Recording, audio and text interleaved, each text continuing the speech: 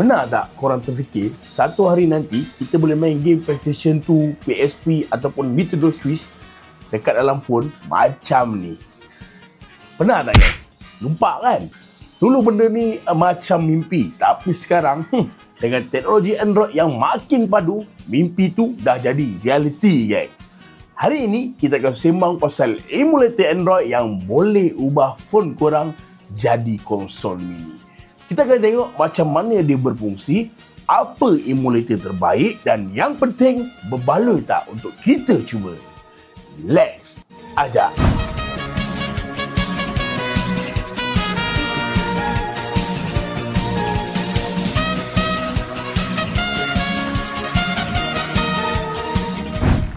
Assalamualaikum sahabat seperjuangan, bersama aku lagi Ajak.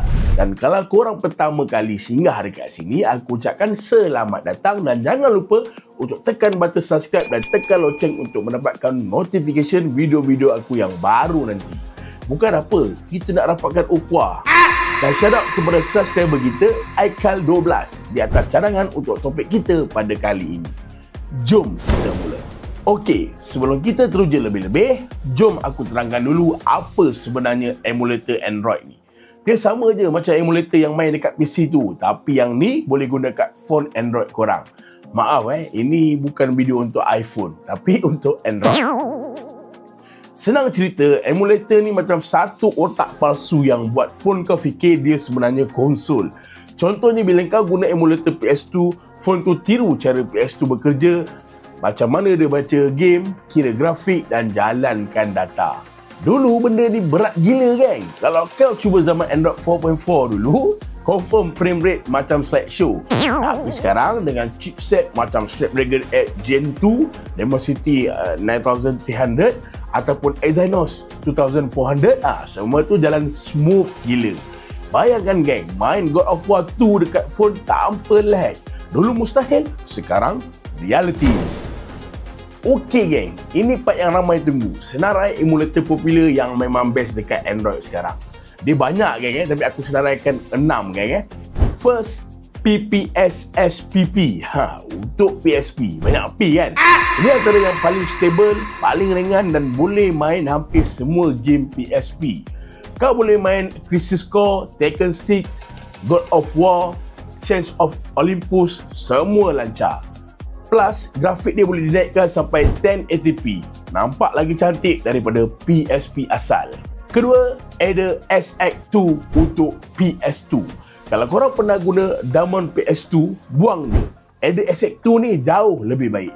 Free open source dan tak ada iklan. Game macam Resident Evil 4, Shadow of the Colossus dan Final Fantasy boleh jalan smooth je, 60 frame per second. Asalkan phone kau power.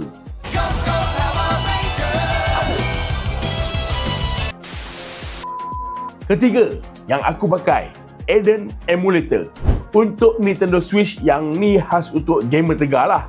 Kau boleh main Mario Kart 8 Deluxe, Zelda Breath of the Wild, Pokemon Sword.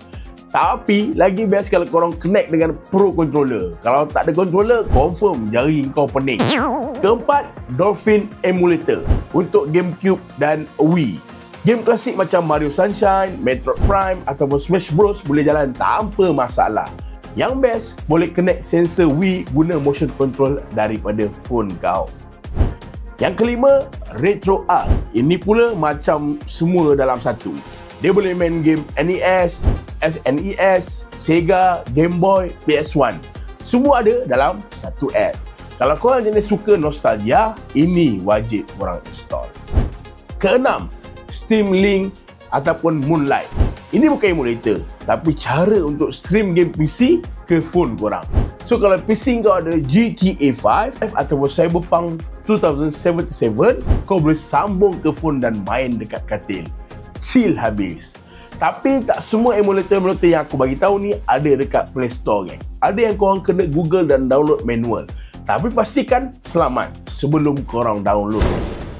Sekarang, jom kita tengok apa kelebihan main game konsol dekat phone korang. Pertama, portable gila. Tak payah TV, tak payah konsol besar gedabak. Kau boleh main Dragon Ball Budokai Tenkaichi 3 sambil tunggu nasi lemak korang siap. Yang kedua, grafik upgrade. Emulator boleh tingkatkan grafik jauh lebih tinggi daripada game yang asal. Bayangkan, game PS2 nampak macam remaster version. Bayangkan. Yang ketiga, save state. Kalau mak panggil tengah boss fight, tak payah panik. Tekan satu butang, save terus. Sambung bila kau free. Yang seterusnya, controller support. Kau boleh sambung controller dengan Bluetooth. Jadi, rasa betul-betul macam main konsol. Yang seterusnya, customization. Kau boleh tukar resolusi, FPS, control layout, semua ikut cerita rasa sendiri. Tapi geng, tak ada benda yang sempurna. Main game konsol dekat phone pun ada cabaran dia. Tak semua game jalan smooth. Ada game berat macam God of War 2 ataupun Persona 4 yang mungkin drop frame kalau phone kau tak cukup power. Seterusnya, kepanasan. Emulator ni guna CPU dan GPU tinggi. Main lama-lama, phone boleh jadi panas macam streka. Yang seterusnya, isu legal. Ramai orang salah faham pasal ROM ni. Kalau kau download game yang kau tak beli, itu dah kira illegal copy. So, pastikan guna backup daripada game asal, okey? Tapi kalau kau nak download juga, itu pilihan korang. Aku tak halang.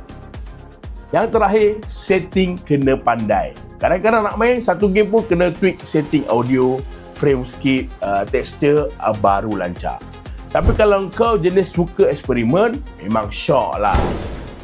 Jadi, emulator ni sesuai untuk siapa sebenarnya, geng? Untuk gamer nostalgia yang rindu zaman PS2, PSP ataupun SNES. Yang kedua, untuk content creator.